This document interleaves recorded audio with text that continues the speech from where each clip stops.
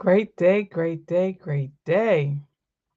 I'm so excited to share with you on another Sunday.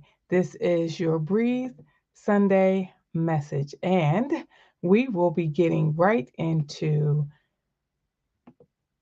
Second Kings 6. 2 Kings 6. Okay, give me 1 second. I am working on because you guys may can't see me because I can't see me. Here I go. All right. I'm like, what is happening here? Want to make sure this visual is correct. Okay. All right. Here we go. I don't know what's going on with my screen this morning, but this it's all right. I'm not going to get distracted by this screen. But good morning. All right. Let me get into it. Father, in the name of Jesus, Lord, I just thank you for allowing us to see another day. I thank you for waking us up. I thank you for eyes to see, ears to hear, a nose to smell. I thank you for a tongue to taste.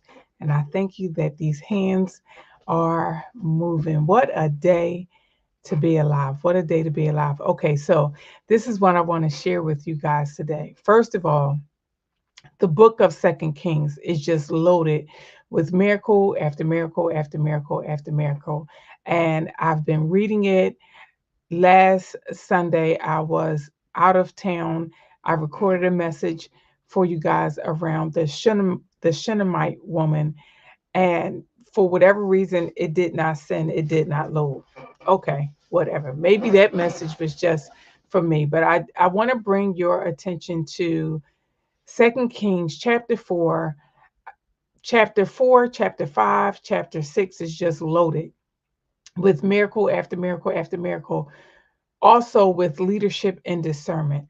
I want to take you specifically to the story around Naaman. Naaman was a Caesarea warrior. He was a captain in Caesarea and he led an army, but he was a leper. He had leprosy. And so the context of this story is that he went to seek healing. He went to seek healing from the king of Israel. And the king of Israel thought it was a setup and he rent his clothes, which meant he tore his clothes because he was sad. He was full of great sorrow. But the prophet at the time, Elisha, the prophet at the time, heard about this and said, send this message to Naaman. Naaman needed to dip in the river Jordan 7 times so that he could be healed of his leprosy. Now, here is how this story just is full and how it applies to you. There are instructions that we can receive, but because of the package in which it comes in, we may not receive it. And we may not receive it because when we hear it, it hits our ego. It hits our ego. It hits our pride, and it doesn't make sense to us. And so we don't take heed. We don't listen. And so he said, I am a captain of the army. I'm not about to go dip in this Jordan. I thought that the man of God was going to call on Lord and this great miraculous healing was going to take place. And so he was full of pride and did not want to heed the instructions of the Lord. He was full of pride and did not want to heed the instructions of the Lord. And so his people who had his ear, and this is why community is important. This is why it's important to have the right people in community so that you can hear what thus saith the Lord concerning you, because whatever you may have going on may prevent you from hearing. And I today am grateful that God has surrounded me with people who hear him and can talk to me because they have my ear and say, oh, this is what God is saying, when I may not be able to hear for myself. And so even now, this is a time where God is sharpening our hearing and our discernment. This is a time when we need to lean in. We got to lean in because there are many false prophets. There are many people saying many things, but this is the time when we got to lean in and we got to hear what thus saith the Lord concerning us. And we have to be crystal clear so that we don't allow pride and fear to operate, to show up, and prevent us from receiving our healing and our blessing. Okay, so his people said to him, Naaman, if the prophet would have told you to do a greater thing, you would have done it. You need to do this so that you can get healed. And so the story goes on, and Naaman gets into the river. He dips in the Jordan 7 times and he is healed. It says that his skin was that of a baby, soft like a baby, like he had new skin. Okay, so that's the first part of this story. Now, the story continues. This is where greed comes into play. What's interesting about this story is that so many things are happening at one time. And, you know, I was thinking, how can you be with the prophet, see what God is doing, and still be deceived or allow greed to show up? And I'm often challenged with, Lord, what is happening? What in the foolery is happening? Like, how can this great work happen and then this great deception happen all at the same time? And I think it's a warning. I believe it's a warning for us to always be watchful, always be hearing, always be discerning, because two things can happen simultaneously at the same time.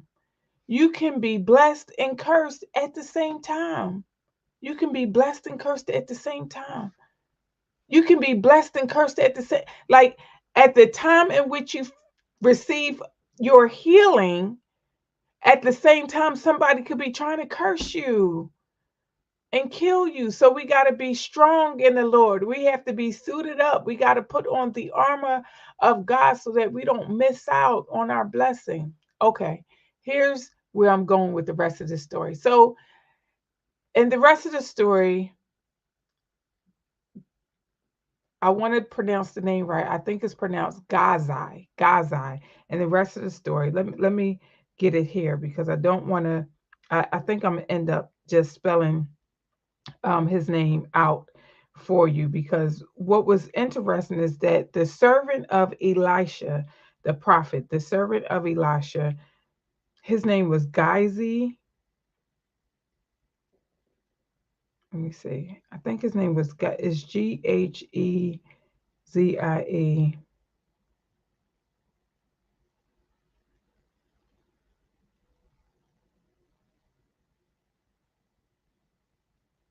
Anyway, I'm not going to stay there with that, but because Naaman wanted to bless Elisha and Elisha wouldn't accept his blessing, his servant went and chased down Naaman and asked him for the money. And God revealed what he had did to Elisha. And Elisha said to his servant, the same leprosy that was on Naaman is now on you. And it was because of his greed. And I was like, Lord, I just don't understand. Like, this is the person that walks with you. This is, how can you be deceived? So it's just a greater warning. Let me see. Here it is. I'm in 2 Kings 5 now. His name is Gehazi, Gehazi, Gehazi or Gehazi. Not sure how that's pronounced. But it's 2 Kings 5:20. And it says, but Gehazi, the servant of Elisha, the man of God, said, behold, my master has spared Naaman this Syrian, and not receiving at his hands that which he brought. But as the Lord liveth, I will run after him and take somewhat of him. How you going to take something that don't belong to you? I'm so confused by what is going on here. So Gehazi followed after Naaman, and when Naaman saw him running after him, he lighted down from the chariot to meet him and said, "Is all well?" And he said, "All is well. My master has sent me, saying, Behold, even now there be come to me from Mount Ephraim 2 young men of the sons of the prophets. Give them, I pray thee, a talent of silver and 2 change of garments." And Naaman said, "Be content, take 2 talents." And he urged him and bound 2 talents of silver in 2 bags with 2 changes of garments, and laid them upon 2 of his servants, and they bare there before him. And when he came to the tower, he took them from their hand and bestowed them in the house. And he let the men go, and they departed. But he went in and stood before his master, and Elijah said unto him, like God immediately revealed to Elijah what his servant had did. Like, so that just showed me we can't hide nothing from God. We can't hide. Like, God sees everything. God is everywhere. He like, we can't hide nothing. Evil is done and God sees it. And just because we think we're getting away with something don't mean that we're getting away with something. Even if the judgment is delayed, we're not getting away with nothing. God sees everything. He is everywhere. And so we see just a couple of scriptures ahead how the servant Gehazi watched him perform this miracle. Watch how God performed this miracle and healed Naaman of the leprosy. And then he saw his servant Elijah not take money from this man, but he thought unto himself, well, he don't want it. I'm going to take it. We have to be careful of our agenda and our heart postures. And when greed come upon us, because greed can come upon any of us, greed can come upon me. Like, none of us are exempt of the foolery and the wiles and the trickery of the enemy. However, God does caution us to lean not to our own understanding, and in all our ways acknowledge him, and he will direct our paths. He will direct our paths. So on today, I'm just grateful for this word. I'm grateful for this story. I don't know what you are getting out of it, but it is definitely food for my soul on today, that we have to be very, very sensitive to what thus saith the Lord concerning us, and not get caught up in what somebody else has and thinking that we need to have it, or coveting somebody else's gift or somebody else's blessing. What God has for us, it is for us. What God is doing in and through us, it is for us. What God is doing in and through somebody else is for somebody else. Let's be cautious and careful not to covet somebody else's blessing or take what don't belong to us. So let me just finish with this story. And it says, and he said, thy servant went whither, and he said unto him, went not mine heart with thee? Like, I wasn't with you. I didn't tell you to do that. This is what Elisha is saying to his servant. And then it says, when the man turned again from his chariot to meet thee, is it a time to receive money and to receive garments and olive yards and vineyards and sheep and oxen and men servant and manservant? Now I'm in verse 27. And it says, now Elijah says to his servant, the leprosy therefore of Naaman shall cleave unto thee and unto thy seed forever. And he went out from his presence a leper as white as snow. Oh man. I was like, Lord, I help me, help me. Like, I don't ever want to be in that place. I don't ever want to be in that position. I don't ever want to be where God is not. I don't want to be where God was. I want to be where he is all the time. All the time. So my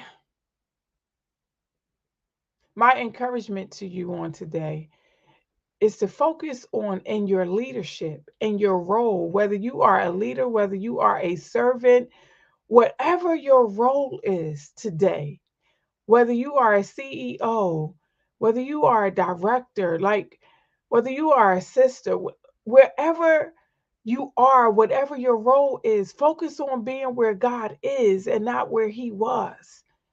And that is my message for you today on this Breathe Sunday. Focus on being where God is and not where He was.